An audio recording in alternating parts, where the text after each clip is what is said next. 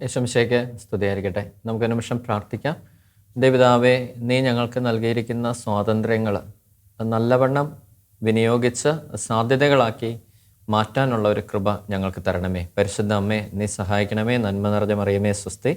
കർത്താവ് നിന്നോടുകൂടെ സ്ത്രീകളെ നീ അനുഗ്രഹിക്കപ്പെട്ടവളാവുന്നു. നിൻ്റെ ഉദരത്തിൻ ഫലമായി ഈശോ അനുഗ്രഹിക്കപ്പെട്ടവനാവുന്നു. പരിശുദ്ധ മറിയമേ, തമ്പുരാൻ്റെ അമ്മേ, പാപികളായ ഞങ്ങൾക്ക് വേണ്ടി ഇപ്പോഴും ഞങ്ങളുടെ മരണസമയത്തും തമ്പുരാൻ്റെ വീഴ്ചയുണ്ടമേ. ആമേൻ. ലൂക്കായുടെ സുവിശേഷം 15-ാം അധ്യായം അതിൻ്റെ 11 മുതലുള്ള വാക്യങ്ങൾ ഇങ്ങനെ പറയുന്നു. ധൂർത്തപുത്രൻ്റെ ഉപമയാണ് നമ്മൾ ഒത്തിരി കേട്ടിട്ടുണ്ട്. അവൻ പറഞ്ഞു, ഒരു മനുഷ്യന് 2 പുത്രന്മാരുണ്ടായിരുന്നു. ഇളയവൻ പിതാവിനോട് പറഞ്ഞു, പിതാവേ, സ്വത്തിൽ എൻ്റെ ഓഹരി എനിക്ക് തരിക. അവൻ സ്വത്ത് അവർക്കായി ഭാഗിച്ചു. ഏറെ താമസിയാതെ ഇളയ മകൻ എല്ലാം ശേഖരിച്ചുകൊണ്ട് ദൂരദേശത്തേക്ക് പോയി. അവിടെ ധൂർത്തനായി ജീവിച്ച് സ്വത്ത് നശിപ്പിച്ചു കളഞ്ഞു. അവനെല്ലാം ചെലവഴിച്ച് കഴിഞ്ഞപ്പോൾ ആ ദേശത്ത് ഒരു കഠിന ക്ഷാമം ഉണ്ടാവുകയും അവൻ ഞെരുക്കത്തിലാവുകയും ചെയ്തു. അവൻ ആ ദേശത്തെ ഒരു പൗരൻ്റെ അടുത്ത് അഭയം തേടി. അയാൾ അവനെ പന്നികളെ മേയ്ക്കാൻ വയലിലേക്ക് അയച്ചു. പന്നി തിന്നിരുന്ന തവിടെങ്കിലും കൊണ്ട് വയറ് നിറയ്ക്കാൻ അവൻ ആശിച്ചു. പക്ഷേ ആരും അവന് കൊടുത്തില്ല. അപ്പോൾ അവന് സുബോധമുണ്ടായി. ഞാൻ പലപ്പോഴും ഇങ്ങനെ ചിന്തിക്കാറുണ്ട്, ഈ പുത്രന്മാരുടെ കാര്യങ്ങൾ. കാരണം എനിക്കും ആൺകുഞ്ഞുങ്ങളുണ്ട് 2 പേര്. ഞാനും ഒരു മകനായിട്ടൊക്കെ ഒരു വീട്ടിൽ നിന്നൊക്കെ ജനിച്ചു വന്നതാണ്. ഇവരുടെ ചില ക്യാരക്ടേഴ്സ് ഉണ്ട് ഇവിടെ. ഇളയവൻ പിതാവിനോട് പറഞ്ഞു, പിതാവേ, സ്വത്തിൽ എൻ്റെ ഓഹരി എനിക്ക് തരിക. അപ്പോൾ നമ്മളൊരു വീട്ടിലായിരിക്കുമ്പോൾ ഈ സ്വത്ത് ഭാഗം വയ്ക്കൽ ഒരു വലിയൊരു ചടങ്ങാണ് വീട്ടിൽ. ശരിയാണല്ലോ. ഓരോ കുടുംബത്തിലും ചില അപ്രതീക്ഷിതമായ പ്രശ്നങ്ങൾ, ഓരോരുത്തരുടെ സ്വഭാവങ്ങളൊക്കെ പുറത്തു വരുന്നത് സ്വത്ത് ഭാഗം വയ്ക്കുമ്പോഴാണ്. സ്വത്ത് ഭാഗം വയ്ക്കുമ്പോൾ ഞാൻ പെട്ടെന്ന് ഇങ്ങനെ ഒരു സംഭവം ഇങ്ങനെ ഓർമ്മ വരുവാണ്. ഒരു ഫാമിലി കുറേ കാലങ്ങൾക്ക് മുമ്പ് ഇതുപോലെ കാണാൻ വന്നിരുന്നു. അപ്പോൾ അവർക്ക് കുഞ്ഞുങ്ങളില്ല. അപ്പോൾ കല്യാണം കഴിഞ്ഞ് 8 വർഷമായി. അവർക്ക് കുഞ്ഞുങ്ങളില്ല. Medically they are okay. അതായത് മെഡിക്കൽ സയൻസ് പ്രകാരം അവർക്ക് യാതൊരു കംപ്ലൈൻറ്റും ഇല്ല. പക്ഷേ ഇവർക്ക് കുഞ്ഞുങ്ങളുണ്ടാവുന്നില്ല. അപ്പോൾ ഇങ്ങനെ ചോദിച്ച് മനസ്സിലാക്കിയൊക്കെ വന്നു കഴിഞ്ഞപ്പോഴത്തേക്ക് ഒരു സംഭവം ഇങ്ങനെ ഈശോ എന്തോ മനസ്സിൽ തോന്നിപ്പിച്ചു. ആ കാര്യം ഞാനിങ്ങനെ ചോദിച്ചു കഴിഞ്ഞപ്പോൾ അവർ ഇങ്ങനെ ഒരു സംഭവം പറഞ്ഞു. അതായത് ഇവരുടെ സ്വത്ത് വീതം വയ്ക്കുന്ന സമയത്ത് ഇവരുടെ വീട്ടിലെ 2 ആൺപിള്ളേരാണ്. ഇത് 2ാമത്തവനാണ്, ഇളയവനാണ്. അപ്പം സ്വത്ത് വീതം വയ്ക്കുന്ന സമയത്ത് ഇതുപോലെ ചങ്ങല പിടിച്ചു വന്നപ്പോൾ ഈ ചങ്ങല പോയത് ഒരു പ്ലാവിൻ്റെ നടുക്കൂടിയാണ്. ഒരു പ്ലാവിൻ്റെ നടുക്കൂടിയാണ് ചങ്ങല പോണത്. അപ്പം ഈ പ്ലാവ് ചേട്ടനും വേണം, അനിയനും വേണം. അത് ഭയങ്കര വിഷയം ഉണ്ടാകാൻ തുടങ്ങി. കാരണം ചേട്ടൻ്റെ കുറേ ന്യായങ്ങൾ പറയുന്നു, അനിയൻ്റെ കുറേ ന്യായങ്ങൾ പറയുന്നു. അപ്പം കുറച്ച് നേരം ഈ അപ്പൻ ഇത് സൈലൻ്റായിട്ട് ഇങ്ങനെ കേട്ടു നിന്ന അപ്പന് മനസ്സിലായി ചേട്ടൻ്റെ ഭാഗത്തെ ന്യായം.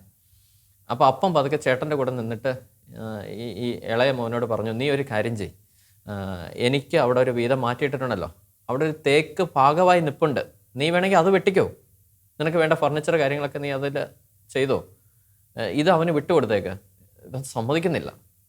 അങ്ങനെ സമ്മതിക്കാതെ വന്ന് ലാസ്റ്റ് ഈ ഇളയ മകൻ അപ്പനിട്ടൊരു ഡയലോഗ് അടിച്ചു.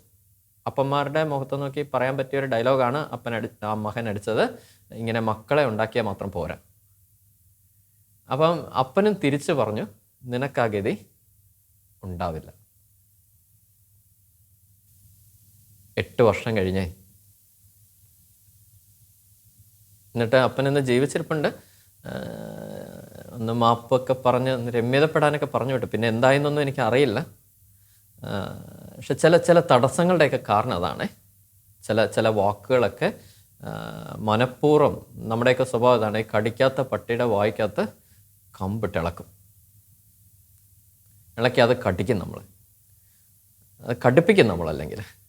എന്നിട്ട് ആ കടിക്കുന്ന പാട് ജീവിതകാലം മുഴുവൻ നമ്മുടെ ശരീരത്തിൽ കാണുന്നുള്ള പോലെ ചില വാക്കുകൾ നമ്മളെ ജീവിതകാലം മുഴുവൻ പിന്തുടരും.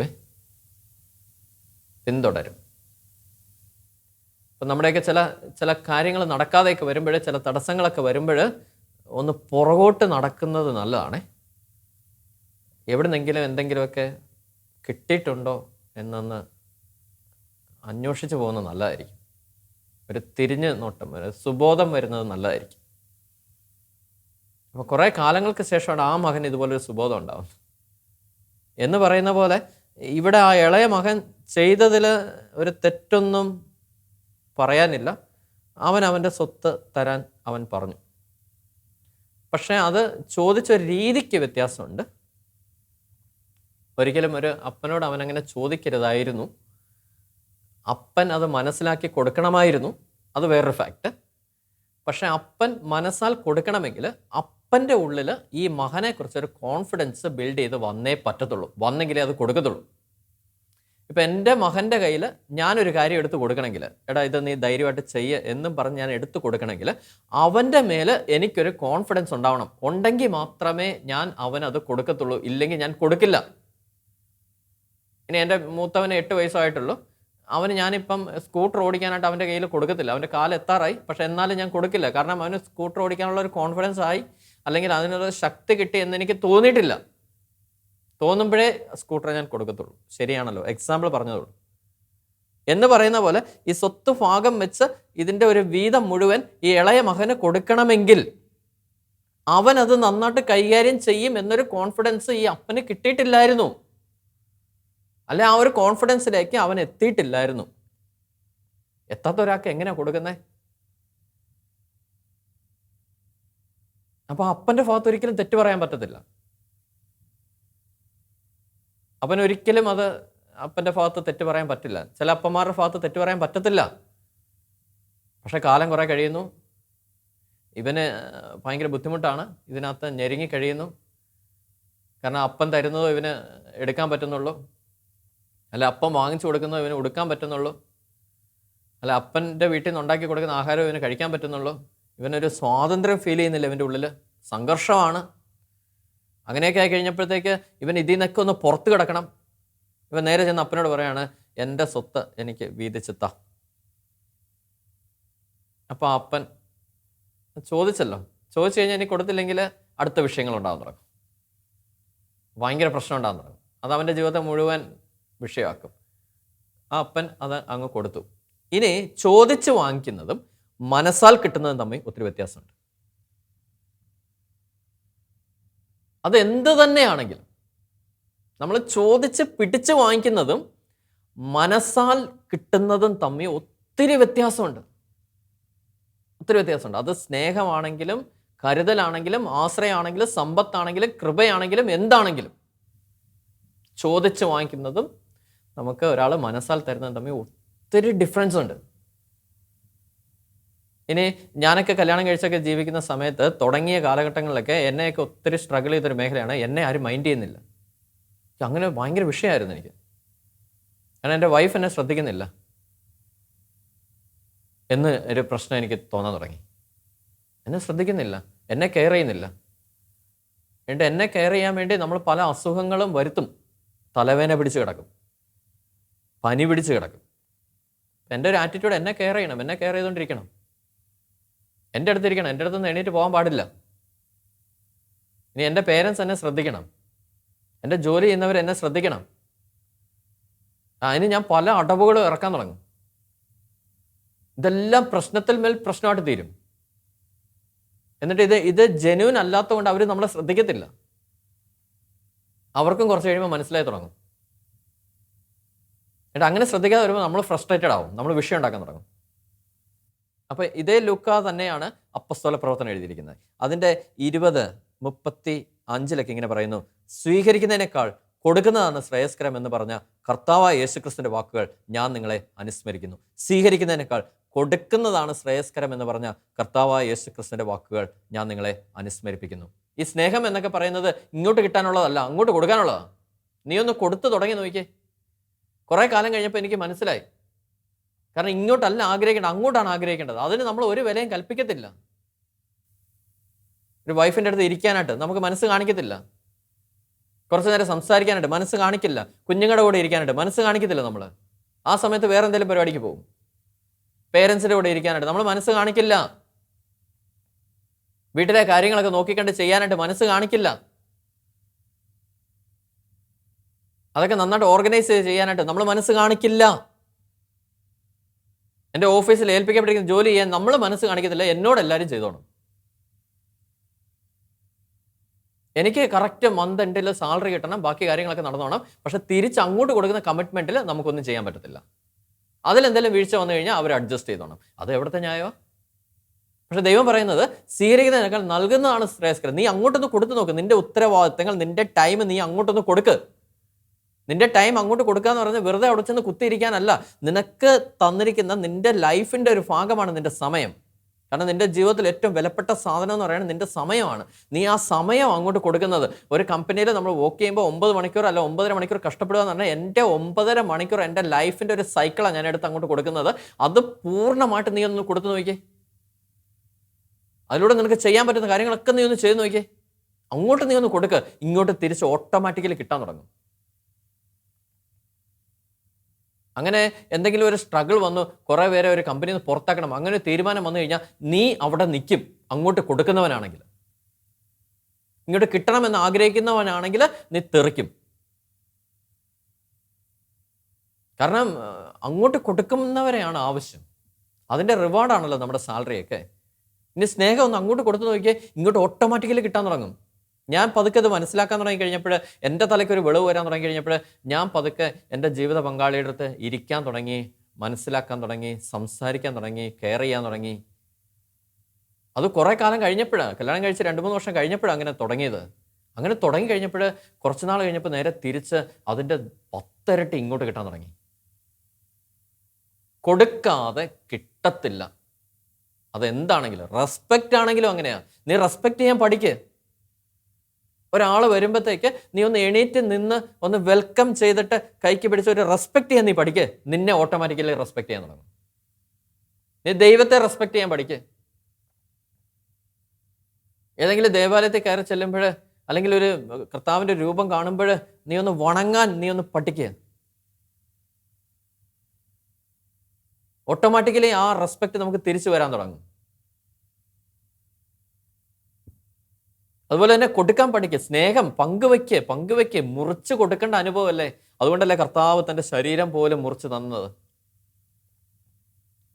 അതിൻ്റെ ഒരു സൂചനയായിട്ടാണ് നമ്മൾ കല്യാണമൊക്കെ കഴിക്കുമ്പോൾ കേക്ക് മുറിക്കുന്നത്. അത് മുറിച്ച് നൽകപ്പെടുന്നത്, പങ്കുവയ്ക്കുന്ന ഒരു അനുഭവം. കേക്കൊക്കെ മധുരമുള്ളതല്ലേ. പങ്കുവെക്കുമ്പോൾ അത് മധുരമുള്ളതാവണം. കൊടുത്താലേ കിട്ടത്തുള്ളൂ. നിന്നെ ആരും മൈൻഡ് ചെയ്യുന്നില്ല എന്നാ നിന്റെ തോന്നലെങ്കിൽ, എൻ്റെ കുഞ്ഞ്, നീ ആരെയും മൈൻഡ് ചെയ്യുന്നില്ല. ഇനി നീ ഉത്തരവാദിത്തത്തോടെ കാര്യങ്ങൾ ചെയ്യുന്നില്ല, അവിടെ മൊത്തം പ്രശ്നമാണ് എന്ന് പറയുമ്പോഴത്തേക്ക് നിനക്കേൽപ്പിച്ചിരിക്കുന്ന കാര്യങ്ങൾ നീ ഉത്തരവാദിത്തത്തിൽ ചെയ്യുന്നില്ല. അതുകൊണ്ടാണ് നിനക്ക് അവിടെ മൊത്തം പ്രശ്നമായിട്ട് തോന്നുന്നത്. കാരണം നിന്റെ duty you are not doing the perfect way. അതുകൊണ്ടാണ് നിനക്ക് പ്രശ്നം വരുന്നത്. അവർക്കല്ല പ്രശ്നം, നിനക്കാ പ്രശ്നം, എനിക്കാ പ്രശ്നം. നമ്മളെ ഏൽപ്പിച്ചിരിക്കുന്ന കാര്യം നമ്മൾ പെർഫെക്റ്റ് ആയിട്ട് ചെയ്യുന്നില്ല. അവിടെയാണ് വിഷയം വരുന്നത്. നീ അവരെങ്ങനെയാണ് ഇവരെങ്ങനെയാണ് നോക്കണ്ട. ഞാനും നോക്കുന്നില്ല, എനിക്ക് നോക്കാൻ അവകാശമില്ല. എൻ്റെ ജൂനിയർ സ്റ്റാഫ് എങ്ങനെ ജോലി ചെയ്യുന്നത്, സീനിയർ സ്റ്റാഫ് എങ്ങനെ ചെയ്യുന്നത്, അവരെങ്ങനെ ചെയ്യുന്നത്, ഇവരെങ്ങനെ ചെയ്യുന്നത്, നീ എങ്ങനെ ചെയ്യുന്നത്, ഞാൻ എങ്ങനെ ചെയ്യുന്നത്, ദാറ്റ് ഈസ് എ ഫാക്ട്. നമ്മൾ എന്തുമാത്രം ഉത്തരവാദിത്തം അതിനകത്ത് കാണിക്കുന്നുണ്ട്. ഇവിടുത്തെ ഈ ധൂർത്തപുത്രൻ്റെ കാര്യവും, അവൻ ഈസ് ആൻ ഇറസ്പോൺസിബിൾ പേഴ്സൺ, ഉത്തരവാദിത്വം ഇല്ലാത്തൊരു വ്യക്തി. അവന് കാര്യം കൊടുത്തു കഴിഞ്ഞാൽ നശിപ്പിക്കപ്പെടും. അത് അപ്പനറിയാം. അതുകൊണ്ടാണ് കൊടുക്കാതിരുന്നത്. കാരണം പ്രത്യേകിച്ച് ഈ ഇളയ കുഞ്ഞുങ്ങളെല്ലാം ഒത്തിരി ലാളിച്ചാണ് വളർത്തുന്നത്. മിക്കവാറും കുടുംബത്തിൽ നമുക്കറിയാം, ഇളയ പിള്ളേർ ഇച്ചിരി പ്രശ്നമാണ്, ഇച്ചിരി ലാളനം കൂടുതലാണ്. പക്ഷെ മൂത്തവർ ഇച്ചിരി റെസ്പോൺസിബിൾ ആയിരിക്കും. പൊതുവേ ഒന്ന് അനലൈസ് ചെയ്യുമ്പോൾ നമുക്ക് മനസ്സിലാവുന്നത് അങ്ങനെയാണ്. അവർ കഷ്ടപ്പാട് കാര്യങ്ങളൊക്കെ മനസ്സിലാക്കി ഇച്ചിരി പോകുന്നവരായിരിക്കും. പക്ഷേ ഇളയ കുഞ്ഞുങ്ങൾ ഒത്തിരി ലാളിച്ച് വേറൊരു ലെവലിലായിരിക്കും. അപ്പോൾ അവർക്കൊരു വില അറിയത്തില്ല, ഇതിൻ്റെ വില അറിയത്തില്ല. കാരണം ഇതെല്ലാം കിട്ടിക്കഴിഞ്ഞപ്പോൾ അവൻ ഏറെ താമസിയാതെ ഇളയ മകൻ എല്ലാം ശേഖരിച്ച് ദൂരദേശത്തേക്ക് പോയി. കാരണം ഇവിടെ നിൽക്കുമ്പോൾ വീണ്ടും ഈ അപ്പൻ ചിലപ്പം ചില കാര്യങ്ങളൊക്കെ പറഞ്ഞു കൊടുത്തുനിന്ന് വരാം, സഹോദരന്മാർ, അമ്മമാർ കൺട്രോൾ ചെയ്തെന്ന് വരാം. കാരണം ചില കാര്യങ്ങളൊക്കെ ചെയ്യരുത്, വേണ്ട എന്നൊക്കെ പറഞ്ഞെന്ന് വരാം. പക്ഷെ ഇതൊന്നും മനസ്സിലാക്കാതെ, അല്ലെങ്കിൽ ചില കമ്പനിയിൽ അല്ലേ, നമ്മളിവിടെ സ്ട്രെസ് വരുമ്പോഴത്തേക്ക് അപ്പുറത്താണ് ഭയങ്കര സൗകര്യങ്ങൾ, വലിയ സ്ട്രിക്റ്റ് ഒന്നും ഇല്ലെന്ന് പറഞ്ഞിട്ട് അങ്ങോട്ട് ചാടും. അപ്പോൾ ഇവൻ്റെ കയ്യിൽ ഇതെല്ലാം കിട്ടി അവൻ പുറത്ത് പോയി കഴിഞ്ഞപ്പോൾ അവന് കിട്ടിയ ഒരു അഡ്വാൻറ്റേജ് ഫിനാൻഷ്യൽ ഫ്രീഡം എന്ന് വേണേൽ പറയാം. ഒരു സാമ്പത്തിക സ്വാതന്ത്ര്യം. ആ സ്വാതന്ത്ര്യത്തിൽ അവൻ എന്ത് വേണേലും ചെയ്യാം. ലോട്ടറി അടിച്ച പോലെ. ഈ കുരങ്ങൻ്റെ ഈ മുഴുവൻ തേങ്ങ കിട്ടിയതുപോലെ ഇതെന്ത് ചെയ്യണമെന്ന് അവൻ അറിയത്തില്ല, പക്ഷെ അവൻ എന്തും ചെയ്യാനുള്ള ഫ്രീഡം ഉണ്ട്. അങ്ങനെ ജീവിക്കുന്ന ചില വ്യക്തിത്വങ്ങളുണ്ട്. ഇച്ചിരി സമ്പത്ത് നമ്മുടെ കയ്യിലോട്ട് കിട്ടിക്കഴിയുമ്പോൾ, ഒരു 2000 രൂപ കൂടുതൽ കിട്ടിക്കഴിഞ്ഞാൽ അത് അന്നും പൊട്ടിക്കും. എനിക്കും അങ്ങനെ ഒരു ശീലം ഉണ്ടായിരുന്നു പണ്ടൊക്കെ. കാരണം എൻ്റെ കുടുംബത്തിൽ പൊതുവെ അനലൈസ് ചെയ്യുമ്പോൾ അങ്ങനെ ഒരു വിഷയം ഉണ്ടായിരുന്നു. കാരണം ഫിനാൻഷ്യൽ എന്ത് കിട്ടിയാലും അത് ആ സെക്കൻഡിൽ തീരും. ഇപ്പോൾ ഒരു 1 lakh rupees വരട്ടെ വീട്ടിൽ, അത് അന്ന് തീരും. അത് അങ്ങനെ ഒരു പ്രശ്നം വീട്ടിലുണ്ടായിരുന്നു. കുറേ കാലം കഴിഞ്ഞപ്പോഴാണ് നമുക്ക് ഇങ്ങനെ മനസ്സിലായത്, എനിക്കും അങ്ങനെ ഒരു പ്രശ്നമുണ്ട്. കാരണം സമ്പത്ത് നിൽക്കുന്നില്ല. എന്നിട്ട് ഞാനൊക്കെ പറയും ഓട്ടക്കയാണ്. അതൊക്കെ വെറും ഊട് ന്യായോ, ഓട്ടക്കയിൽ നിൽക്കത്തില്ലെന്ന് പറയും. വട്ടക്കൊട്ട വെള്ളം കോരുക എന്നൊക്കെ പറയും. കിട്ടുന്നത് എതിലേ പോകുന്നത് നമുക്ക് അറിയാൻ പറ്റാതെ വന്നു. പിന്നെയാണ് പതുക്കെ പിടിക്കാൻ തുടങ്ങിയത്. അങ്ങനെ ഒരു ആഡംബരത്തിലേക്ക് പോകുന്നില്ലെന്ന് തീരുമാനിച്ചു. കാരണം ഇതെല്ലാം ചെയ്യാനുള്ള ഫ്രീഡം എനിക്കുണ്ട്. എനിക്ക് സാലറി 7-ാം തീയതി എൻ്റെ അക്കൗണ്ടിൽ ക്രെഡിറ്റ് ആയി കഴിയുമ്പം എനിക്ക് അത് വെച്ച് എന്തും ചെയ്യാനുള്ള സ്വാതന്ത്ര്യം എനിക്ക് തന്നിട്ടുണ്ട്. അതിന് ഫിനാൻഷ്യൽ ഫ്രീഡം എന്നൊക്കെ പറയും. അതാണ് ഈ ഇളയ പുത്രന് കിട്ടിയത്. അത് വെച്ച് അവൻ അങ്ങോട്ട് ദൂർത്തട്ടിച്ചങ്ങ് തീർത്തു. പക്ഷേ നമ്മൾ ചില ഉത്തരവാദിത്തങ്ങൾ ചെയ്യാൻ തുടങ്ങുമ്പോൾ, ചിലത് നോക്കിക്കണ്ട് ചെയ്യാൻ തുടങ്ങുമ്പോൾ, അങ്ങോട്ട് കൊടുക്കാൻ തുടങ്ങുമ്പോൾ അങ്ങോട്ട് കൊടുക്കുക എന്ന് പറയുമ്പോഴത്തേക്ക് ഇപ്പോൾ ഒരു കയ്യിൽ 10,000 രൂപയുടെ കുറേ ഫ്രണ്ട്സുമായിട്ട് ചെന്ന് പുട്ടടിച്ച് തീർക്കുകയല്ല. വിശക്കുന്നവന് കൊടുക്കാൻ തുടങ്ങി കഴിയുമ്പോൾ, നമ്മളെ കഴിഞ്ഞ് ഇല്ലാത്തവർക്ക് അത് ഷെയർ ചെയ്യപ്പെടാൻ തുടങ്ങുമ്പോൾ, നമ്മൾ നോക്കിയും കണ്ട് ഉത്തരവാദിത്തങ്ങൾ ചെയ്യാൻ തുടങ്ങി കഴിയുമ്പോൾ നമുക്ക് കിട്ടുന്നൊരു സാധനമുണ്ട്. അതിന് ഫിനാൻഷ്യൽ കോൺഫിഡൻസ് എന്ന് പറയും. ഒരു സാമ്പത്തിക ഭദ്രത എന്നൊക്കെ പറയും. ഒരു കോൺഫിഡൻസ്, ഒരു ധൈര്യം. അങ്ങനെ കിട്ടുന്ന ഒരാളെ സംബന്ധിച്ചിടത്തോളം ഇന്ന് എന്നിൽ നിന്ന് സകലതും എടുക്കപ്പെട്ടാൽ, ഇതൊക്കെയാണ് ജോബിനുണ്ടായിരുന്നത്. നമ്മൾ ജോബിൻ്റെ പുസ്തകമൊക്കെ വായിക്കുമ്പോൾ നമുക്ക് മനസ്സിലാകും സകലതും എടുക്കപ്പെട്ടു. എന്നിട്ട് പറഞ്ഞ കർത്താവ് തന്നു, കർത്താവ് എടുത്ത്, കർത്താവിന് സ്തുതി ഉണ്ടായിരിക്കട്ടെ. കാരണം ജോബിനുള്ളത് ഫിനാൻഷ്യൽ ഫ്രീഡം അല്ലായിരുന്നു, ജോബിനുള്ളത് ഫിനാൻഷ്യൽ കോൺഫിഡൻസ് ആയിരുന്നു. കാരണം സകലതും എടുക്കപ്പെട്ട് ഞാൻ 0-യിലായാലും എനിക്കൊരു പ്രശ്നം ഉണ്ടാകാൻ പോകുന്നില്ല. കാരണം എൻ്റെ ഉള്ളിൽ ഒരു കോൺഫിഡൻസ് ബിൽഡ് ചെയ്തിട്ടുണ്ട്. ഇതിൻ്റെ 10 ഇരട്ടി ഇത്ര ദിവസത്തിനുള്ളിൽ ഞാൻ അത് പിടിക്കും, ഞാനത് നേടും. ആ ഒരു കോൺഫിഡൻസ് ആണ് നമുക്ക് ബിൽഡ് ചെയ്ത് വരേണ്ടത്. ആ ഒരു കോൺഫിഡൻസ് ബിൽഡ് ചെയ്ത് വരണമെങ്കിൽ വീട്ടിലെ ഉത്തരവാദിത്തങ്ങൾ ചെയ്ത് തുടങ്ങിയേ പറ്റത്തുള്ളൂ. കണ്ടറിഞ്ഞ് മനസ്സിലാക്കി ചെയ്ത് തുടങ്ങിയേ പറ്റത്തുള്ളൂ. അത് കുഞ്ഞുങ്ങളെ ചെയ്യിപ്പിച്ചേ പറ്റത്തുള്ളൂ.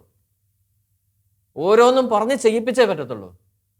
ഒരു ആഡംബര ജീവിതത്തിലേക്ക് നയിക്കപ്പെടാൻ പാടില്ല. അനാവശ്യമായിട്ടൊരു പൈസ ചെലവാക്കാൻ പാടില്ല. കണക്ക് ചോദിക്കണം. എല്ലാത്തിനും ഒരു കണക്കും കാര്യങ്ങളും ഉണ്ടാവണം. അങ്ങനെ നമുക്ക് തന്നെ നമ്മുടെ കുഞ്ഞുങ്ങളുടെ മേലെ ഒരു കോൺഫിഡൻസ് വരണം. ഈ കാര്യങ്ങൾ ചെയ്തു കഴിഞ്ഞാൽ അതുങ്ങൾ നശിപ്പിക്കില്ല. ഇനി ഞാനൊരു കമ്പനിയിലായിരിക്കുമ്പോൾ ഓരോ ഉത്തരവാദിത്തങ്ങൾ അവർ മനസ്സറിഞ്ഞ് എന്നെ ഏൽപ്പിക്കണം. അങ്ങനെ തരുന്നത് നമ്മൾ നല്ല ഭംഗിയായിട്ട് ചെയ്യും. ഇനി അങ്ങനെ ചെയ്യുന്ന ഒരാളാണെങ്കിൽ ഞാൻ ചോദിക്കേണ്ട ആവശ്യമില്ല. എനിക്ക് സാലറി കൂട്ടിത്തരും. അവർ സാലറി കൂട്ടിത്തരും. എന്നെ പുതിയ ഉത്തരവാദിത്തങ്ങൾ ഏൽപ്പിക്കുക. അതിനെനിക്ക് പ്രൊമോഷൻ എന്നൊക്കെ പറയാം. അത് ഞാൻ ചോദിച്ച് വാങ്ങിക്കേണ്ട ആവശ്യം വരത്തില്ല. എൻ്റെ റിസൾട്ട് കൊണ്ട് അവർ തന്നെ മനസ്സിലാക്കി അത് തരും. അപ്പം അങ്ങനെ ഒരു പിതാവിനെ നമ്മൾ